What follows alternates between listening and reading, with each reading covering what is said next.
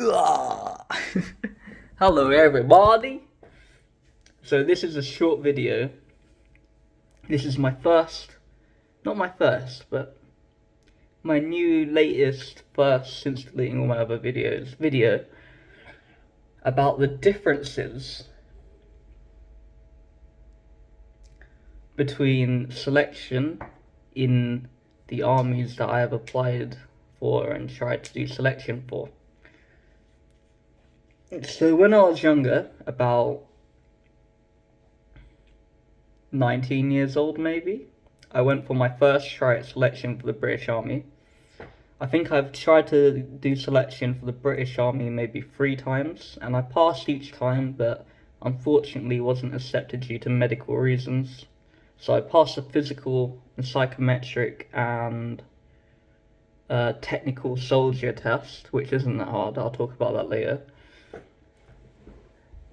And when I turned about, so I'm 26 now, maybe about 23, maybe about 20.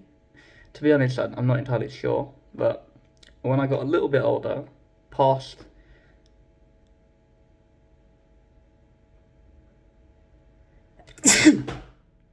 past the point of wanting to join the British Army, I went to the French Foreign Legion. Don't know if I really want to talk about it too much, but I went to the French Foreign Legion and I applied for the French Foreign Legion, Kepi de Blanc roles, and I failed the first time because my arms weren't strong enough to do the pull-ups. Then I went back again a couple years later.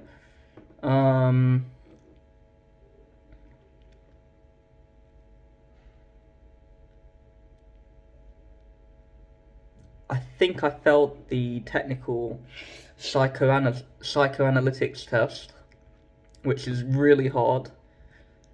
Really, really hard in the French Foreign Legion. And then the third time I got in, but one of the caporal chefs tricked me into smoking marijuana, and then I got booted out, you know what I mean? So I've got some further aspirations to joining different armies and stuff. But here we go. So to begin with, I think the most important thing to train for, the thing that you can train for in any army selection criteria, is the endurance running. In the British Army, the endurance test, or endurance running, is a bit like what you'll do at school, named the Cooper test, the Cooper run, where you run continuously in a lap, as many laps as you can do against the clock, and the fastest time is the best score. And there's a certain threshold for passing, and there's a threshold for losing, and different times give you different grades for what regiment you can join. And in the French Foreign Legion, the endurance test is a maximum velocity running test called the bleep test, which is something you do in British school system as well if you take PE-GCSE. So off the bat, I'd say I think you have to reach a level 7 in the French Foreign Legion, and I can't remember the amount of time that you have to beat or the distance that you have to run, but it's all on the internet under the British Army recruitment website if you want to find out more about the British Army's recruitment battery, or whatever it's called. And what I'd say is that the French Foreign Legion have a far easier endurance test, because you don't have to get too high of a level. The distance that you have to run is maximum velocity distances, and not endurance distances. So I think what that means is that it's how fast you can push your body depending on the weight that you have in a shorter distance, right? And it's just much easier. I passed both eventually. I think I may have got a little bit drunk the first or second time that I tried to join the French Foreign Legion, and I was running on a hangover, because in the French Foreign Legion you're allowed to drink alcohol. So kind of failed once or twice, but I try my best. I try my best. Now, secondly, the next criteria for passing selection in both is a physical, muscular ability test. So in the British Army, the test is a medicine ball throw and a bar pull. So there's a metal bar attached to the ground, something that you stand on, and you have to yank the bar as hard as you can, and it's electronically calculated on how much pressure you can pull the bar at, how much, and it's calculated into a weight somehow. And in the French Foreign Legion, there's no fancy machinery or pressure to weight conversion. It's just a basic old school test that they've had for a very long time, and it's the maximum amount of pull-ups you can do in an open grip like this. So the only thing is that recently they've standardized that test in the French Foreign Legion across all selection centers in France, and I think there's one in a foreign country somewhere, but I'm not entirely sure where that selection center is. Digressing, or bringing back the main point, they standardized the pull-up test.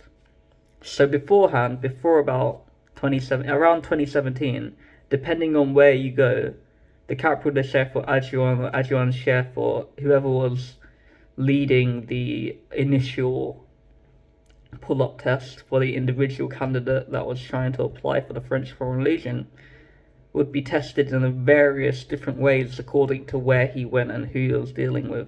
So on one occasion, I went and they just said, do some pull-ups, and I did pull-ups like this.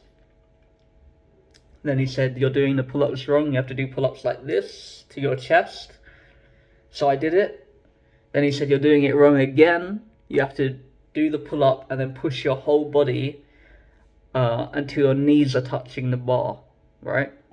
And since, as of late, they've standardized this across the whole Legion, they've set a minimum of the amount of pull-ups that you have to do, and they've made it a lot more straightforward and a lot more fair for the candidates trying to join the Legion. I think the main difference between the French Foreign Legion and the British Army in this criteria of physical ability is that the French Foreign Legion requires stronger candidates for whatever reason, and the British Army require candidates with better cardiovascular fitness and running in a basic sense. Because the French Foreign Legion's test for physical ability doesn't really prove too much the cardiovascular fitness of an individual, but much rather the power that the individual can apply to the physical task in the arms and the back, the shoulders, upper body strength primarily. Yeah. So moving on.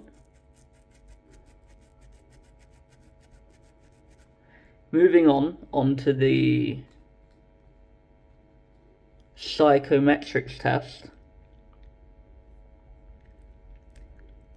I can't reveal the psychometrics test for either army, but off the bat I can definitely say that the French Foreign Legion psychometrics test is a lot more difficult than the British Army psychometrics tests.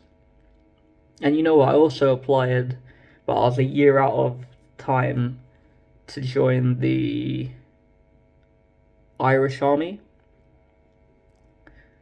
And the Irish Army psychometrics test is probably the easiest one.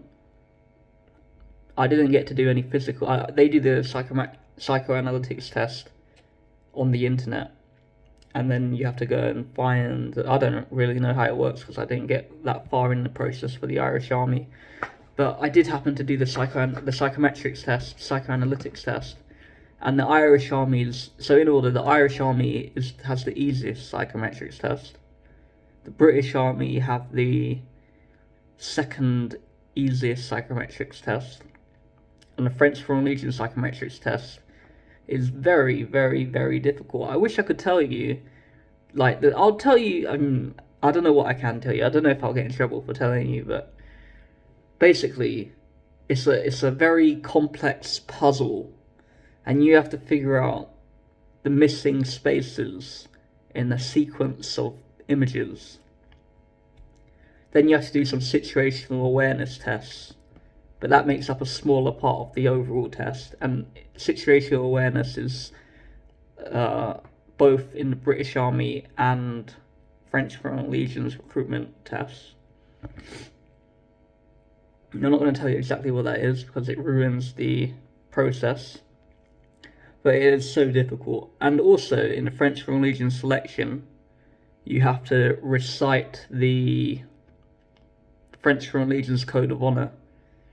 Now, in the more ancient past, maybe only 50 years ago, so not too ancient, but in a perennial context, this had to come from an innate ability, which is very unlikely to achieve, or from heritage, meaning your father or your great-grandfather or your grandfather, whoever's alive and can tell you the said information, would tell you the French Foreign Legion's Code of Honor, meaning that it was very hard.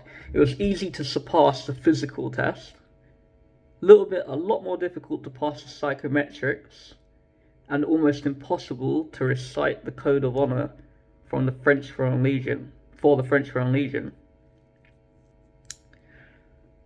Nowadays, it's on the internet. You can go to the French Foreign Legion and they'll tell you the French Foreign Legion's Code of Honor. It's in books, it's in magazines. You can get hold of the French Foreign Legion's Code of Honor.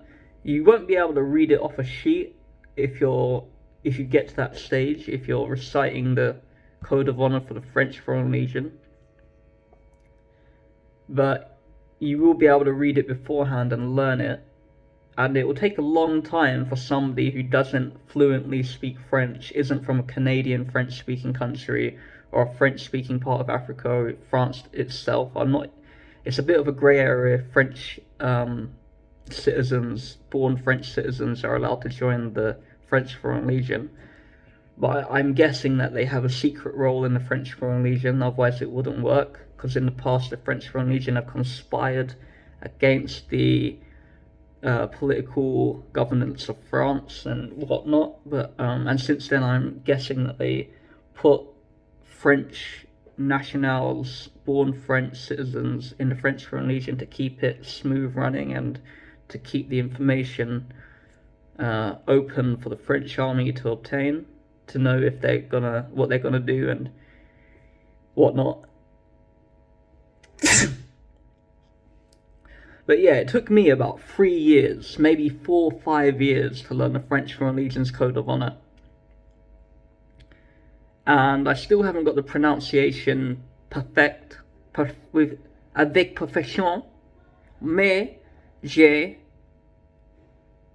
compréhensé le Legion Code d'Honneur. So I haven't got the pronunciation perfect, but I can still recite the French Foreign Legion's Code of Honor.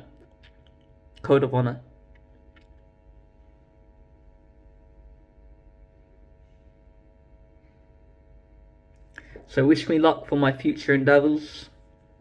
This is the first video. There will be more videos, some fun videos, some sad videos, some happy videos, and some darn right fucking good fucking videos, you know what I mean? Videos of all kinds.